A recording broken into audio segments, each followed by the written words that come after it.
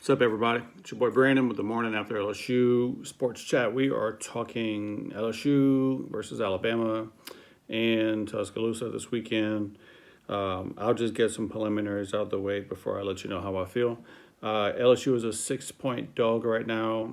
I believe when it first opened up, it was a 10.5-point spread, and then it's dropped down to 6.5, and now it's down to 6, and then even some spots it's down to 5.5. And it seems like a lot of people are starting to bet on LSU, which is bringing that number down. And man, I got to be honest with you. Alabama is only the favorite based off of reputation. And I don't care what you think. I don't care if you disagree with me or not. I'm telling you right now, Alabama is favored because it's off of reputation.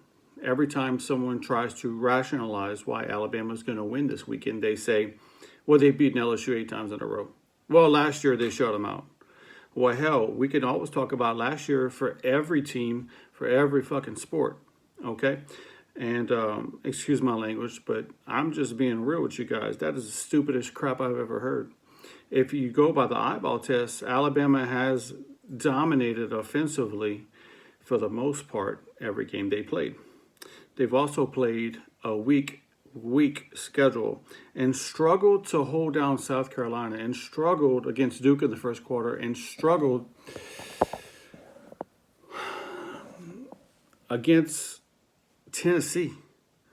Like, Tennessee was gone for the kill shot until their quarterback came to life and showed that he's an idiot and fumbled and gave up a return for a touchdown.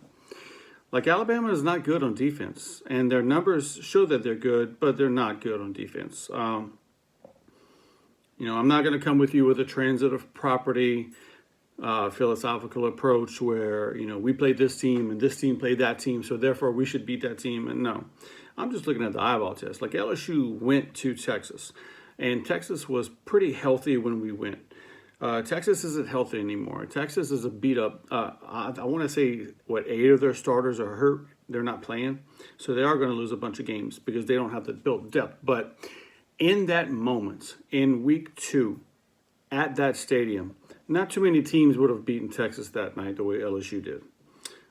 We've played what everybody called is the best defense in the SEC in Florida whenever they came to Tiger Stadium in October. Well, we put up 30-something points. Let me see. I put up 42 points on Florida. Okay. But that was the best defense. And then here comes Auburn, where, well, this is the better, I read the best defensive line and maybe not as good DBs as Florida when you compare the two, but a really good defensive line. Like, you're not going to find another D line like Auburn's in the country. As a whole, their defense had a really good scheme, put 7 DBs on the field. 1 linebacker and 3 linemen, and get pressure with 3, and they did, until LSU figured out that they could run at that defense, and we rushed for almost 200 yards, or right at 200 yards, which basically told me that LSU is balanced and they could do what they want when they want against that team on that day. The point of all this is to say that LSU has been battle tested. LSU has proven they could win on the road.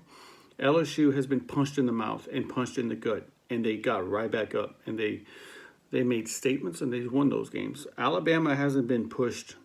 And, last year when they came to Baton Rouge, everyone was saying, oh, Alabama hadn't played a defense like LSU. Hey, that was true, and LSU held them to a season low until they played Clemson and got their asses kicked. But LSU had no offense last year. They had no offensive scheme last year. They were, max protect and 2-man route, and you can't win games with that passing team, that passing scheme, So I just keep thinking about, how do I gauge Alabama's team? I know they can score points. I'm no fool. I understand that number 13 is really good. I wouldn't say he's elite, but he's really, really good. And the reason why I don't say he's elite is because he can't stay healthy. Right? The best ability is availability. And he's hardly available at 100%. And my boy, how are you going to make it in the NFL if you're getting hurt in the SEC? Just a random question, food for thought. I would definitely choose Burrow over him if I had to choose the two because he's the prototypical quarterback and he can make all the throws and he's making all the anticipation throws. He is accurate. He's got great arm strength and he can just read the defense on the fly. You know, he's very intelligent. But enough about him. Back to Alabama. They have speed on both sides of the ball. They are a typical SEC defense. Long cornerbacks, fast receivers. I know that their tight end is hurt. That's going to affect them. I know one of their guards is hurt. That's going to affect them. I know that they're playing 5 freshmen on the front on defense. That's going to affect them. I understand that they lost their All-American Dylan Moses. That's going to affect them. I understand that number 13, he's got a bum ankle. That's going to affect them. Now, what can we say positive about Alabama? Well, they beat LSU 8 times in a row. They shut LSU out last year. But see, this goes back to the past. All I hear is the bullshit about the past, the past. Well, here we go. We're talking about today. We're talking about tomorrow. We're talking about what's happening right now. Right now, LSU is a more complete team than Alabama. LSU has a better coaching staff than Alabama. I'm going to say that again. LSU's coaching staff has done a better job this year than Alabama's. Yeah, Alabama has the almighty Nick Saban, who's won 6 titles. Great. Take him out of the equation. What do you have? Not much, because their defense has got holes. They're soft. They got holes like Swiss cheese, man. Like they are not great. LSU's defense is built to stop the run. Y'all not running on LSU tomorrow. Y'all are going to be able to pass the ball against LSU, but you can't throw the ball 50 times and expect to beat LSU. I dare you to do that. I mean, that's not a recipe for success if you're Alabama. I'll give them credit because they're 8-0 and they're the number 3 team in the country according to the college football playoff poll in their rankings. LSU's number 2. Well, there's a reason why LSU's ranked ahead of them is because they're better than them. And we're going to prove it this Saturday. And I'm a very biased person, but I'm also looking at this from all angles. Alabama hasn't shown me anything this year where they're championship ready. All right. The best defense in the SEC is Florida as a whole. And we did what we wanted against them. The toughest D-line we went against is Auburn. And we ran the ball at them like it was nothing. There's nothing Alabama, I feel like, can to provide to LSU that they haven't seen yet. Well, okay, well, there's this misconception that Nick Saban is a genius when it comes to DBs. His DBs are about to get burned tomorrow. Okay, they're going to get burned. We're going to put up 550 yards of offense tomorrow on that team. It has nothing to do with the score. I'm just telling you they won't be able to hold LSU. Okay, so here's my thing. Here's 2 things that Alabama needs to do to be successful. Get off the field on 3rd down. Cause turnovers. If their defense can get off the field on 3rd down, and they can cause at least 1 to 2 turnovers in the game, I don't care if it's special teams or on defense, they have a shot at winning because their offense will put up 30 points on LSU. They just will. Okay? We know it. So that's the 2 things they need to look out for. What are the 2 things LSU needs to be able to do to win this game? Convert 3rd downs, duh, and run the ball. You run the ball, you control the clock. You run the ball, you control the game. You dictate the terms of the game, and you stay ahead of schedule. What I mean by that is 2nd and 6, 2nd and 4, 2nd and 3, 3rd and 1. All right? You stay ahead of schedule. You can run the ball. I mean, you pick your poison, right? So I'm really convinced that LSU is just a more complete team. Now, crowd noise will be a factor. Probably not because it's a day game. We all understand how day games aren't as effective in Baton Rouge. It's the same rule that applies in Tuscaloosa. The president's going to be there. So that's going to clog up a lot of traffic, and that's going to cause a lot of issues with people getting in the stadium. By kickoff time, I wouldn't be shocked if the stadium's 3/4 full, and it takes a quarter to get everybody in because they're going to be stopping traffic with security checks, and it's going to be a mess over there. And everybody and their mama showing up in regards to media and fans, right?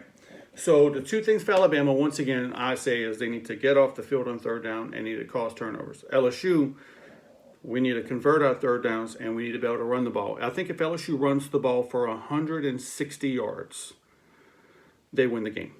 I think if LSU's magic number, in regards to scoring, they need to score 35 points to win the game.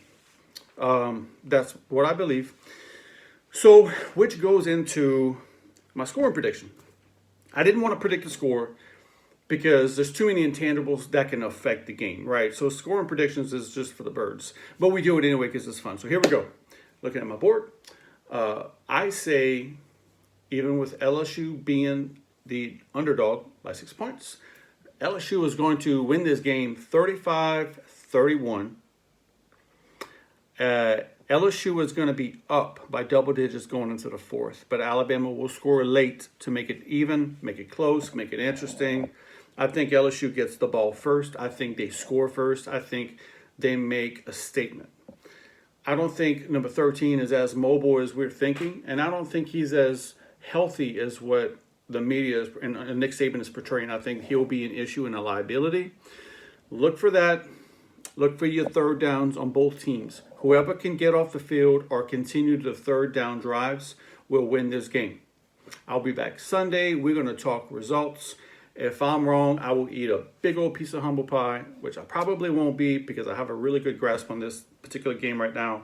Alabama fans are fucking crazy. They are brainwashed. They think that they could beat NFL teams. I don't put any respect into what they got to say because they are delusional. They've won too many games and now they're brainwashed into thinking that they're God's creation and God's gift to football. It's been a good run for 8 years, but moving forward, we're coming. And we ain't backing down. Later, I will see you Sunday. Go Tigers, 35-31.